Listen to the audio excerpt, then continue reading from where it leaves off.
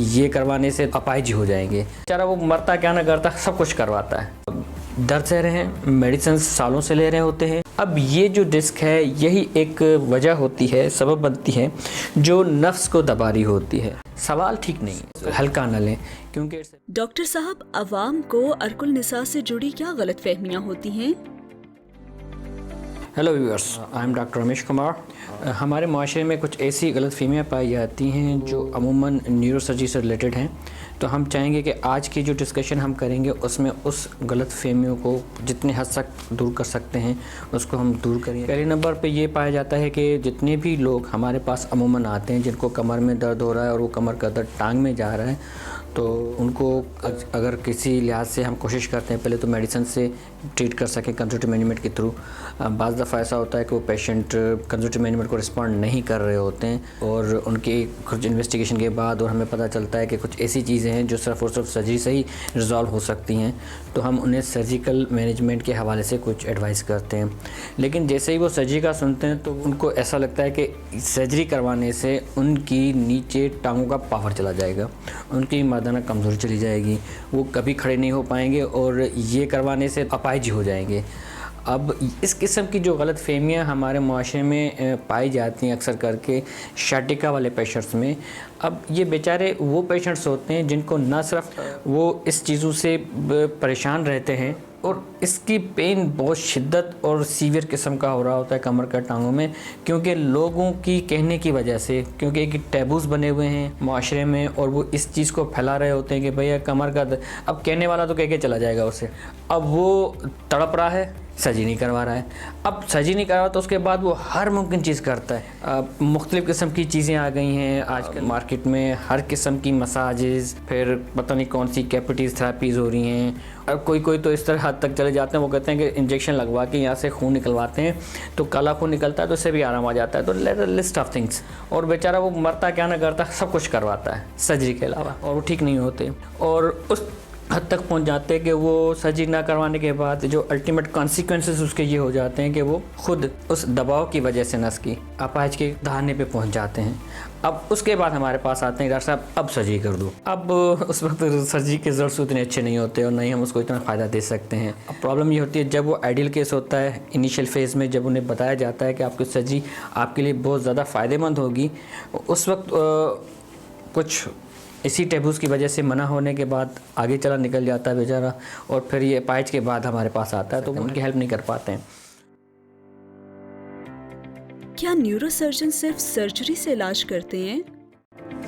हम हमेशा कोशिश करते हैं कि एक फैक्ट्स बेस्ड उनको चीज़ें बताई जाए, समझाई जाए। हम अक्सर करके आपके मीडियम के थ्रू भी मैं समझाना चाहूँगा लोगों को और बताना चाहूँगा कि हमारे पास अक्सर करके जितने भी ये बैक पेन और जिसका दर्द फिर टांगों में आ रहा है जिसे हम शाटिका कहते हैं, इसे हर पेशेंट को सर्जरी की ज़रूरत नहीं होती है।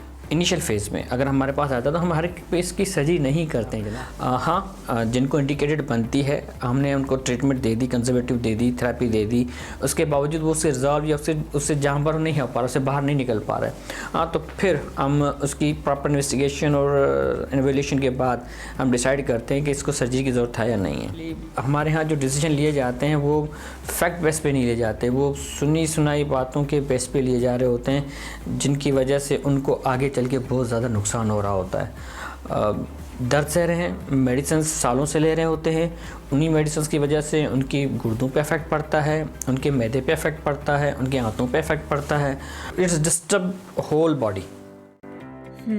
तो अर्कुल निसा का दर्द होता क्यों है और इसका इलाज कैसे होगा?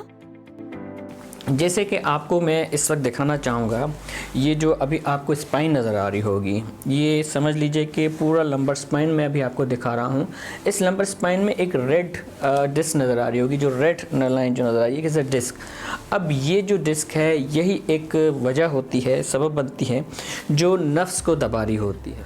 अब हम करते क्या हैं, सिंपल और स्ट्रेट फॉरवर्ड सी चीज़ होती है, इस दबाव को सिंपल सी स्ट्रेट सर्जरी के थ्रू हटा देते हैं।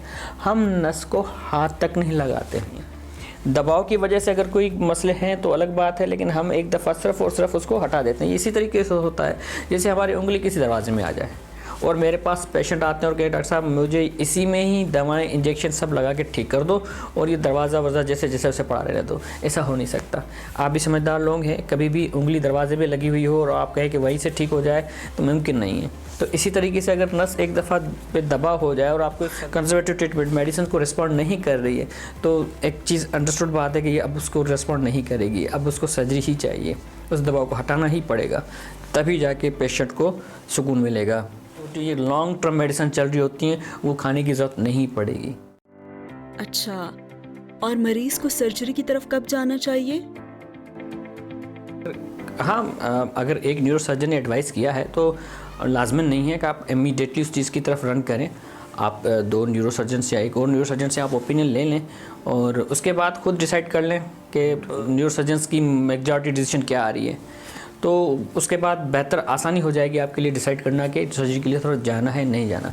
हाँ, बाकी सर्जरी किससे करवानी है, दिस इज़ योर डिसीजंस, वो आप पर है। आप किसी पे भरोसा है, एतमाद है, आप उससे करवा लें। लेकिन अगर डिसीजन सर्जरी की तरफ जा रहा होता है तो हल्का ना लें, क्योंकि it's a very very important for you. क्योंकि फंक्शनल स्टेटस लाइफ का जो है ना वो बड़ा इंपॉर्टेंट रहता है। अगर पेन में, दर्द में अगर बंदा होगा तो उठेगा भी नहीं, चलेगा भी नहीं, बैठा हुआ रहेगा तो और मसाइल भी शुरू हो जाते हैं साथ साथ, दिल के, ब्लड प्रेशर के, शुगर कम नहीं होगी, पेन रहेगा तो ब्लड प्रेशर बढ़ा हुआ रहेगा। तो ये एक पूरी चेन एक साथ चल रही होती है। वैसे डॉक्टर साहब, गारंटी क्या होती है मरीज के ठीक होने की? यहाँ पे थोड़ा सा प्रॉब्लम है। सवाल ठीक नहीं, सवाल को हम बेहतर कर सकते हैं। अब ये कह सकते हैं कि हमें रिस्क या चांसेस क्या है, इज़ अ बेटर क्वेश्चन कि चांस कितने हैं बेहतर होने के। क्योंकि फ्यूचर का तो मैं नहीं बता सकता, किसी भी बंदे का, इंडिविजुअल बंदे का फ्यूचर का अल्लाह मियां के अलावा किसी को नहीं पता। हाँ, लेकिन ये ज़रूर बता सकता हूँ कि उस चांसेस कितने हैं उस कंडीशन, इन पर्टिकुलर उस पेशेंट के हवाले से। क्योंकि हम ये सर्जरीज होती रहती हैं, हमारे पास इसके एविडेंस पड़े हुए हैं, शायद हैं, काम होते रहते हैं। इस किस्म के पेशेंट्स की अगर सर्जरियाँ की जाती हैं तो कितना उस पेशेंट को फ़ायदा हो रहा होता है, अगर उसके एसोसिएट अगर कोई रिस्क आ रहे हैं तो वो क्या क्या आ रहे हैं, वो सारी चीज़ उसके सामने रखी जा सकती हैं। और फिर डिसीजन बिल्कुल वो खुद लें कि उन्होंने उस बेसिस पे उतने बेनिफिट और रिस्क पे जाना है नहीं जाना है, वो टोटली ऑन देयर हैंड। हाँ, लेकिन सवाल जो करेक्ट बनता होता है चांसेस कितने हैं बेहतर होने के, या चांसेस कितने हैं कि इसमें और कोई ख़राबी आ सकती है, तो वो ख़राबी या उसके रिस्क क्या हो सकते हैं या साइड इफ़ेक्ट्स क्या हो सकते हैं। सही। और सर्जरी के बाद दर्द कब तक रिलीज हो जाता है? अमूमन ये जो शैटिका वाले जो पेशेंट होते हैं इनमें हम 1 दिन 1.5 दिन हार्डली, मतलब एक सर्जरी हुई और दूसरे दिन पेशेंट को वॉक करा के हम घर भेज देते हैं कि इतना रिज़ल्ट अच्छा होता है इसका, depending on the underlying conditions. तो मोस्ट ऑफ द टाइम तो यही होता है कि पेशेंट घर चलते हुए जाता है और इतनी उन्हें प्रॉब्लम नहीं होती। और जो सबसे पहली चीज़ बेहतर होती है उनकी, वो पेन होता है। पेन सबसे पहले बेहतर होता है उनका, और वही चीज़ होती है जो सबसे ज़्यादा उन्हें तंग कर रही होती है। तो यस, पेन जो है वो सबसे पहले बेहतर होता है। स्टे 1-1.5 दिन से ज़्यादा नहीं होता है अमूमन। अगर कोई कॉम्प्लिकेशंस जो हमने रिस्क बताते हैं, अगर उनमें से अगर कोई चीज़ हो जाती है तो हाँ 3-4 दिन और एक्स्ट्रा स्टे बढ़ सकता है, लेकिन वो भी इतनी प्रॉब्लमेटिक चीज़ नहीं होती है, क्योंकि वो सारी चीज़ अंडरलाइंग उसको समझा दी जाती है कि क्यों हो रही है और हमें इसके लिए क्या अंडरलाइंग मैनेजमेंट की जाएगी। तो वो भी आजकल की जो जद्दी दौर चल रहा है न्यूरोसर्जरी का या साइंस का, उसकी भी इलाज आ चुके हैं, तो इट्स नॉट प्रॉब्लमेटिक।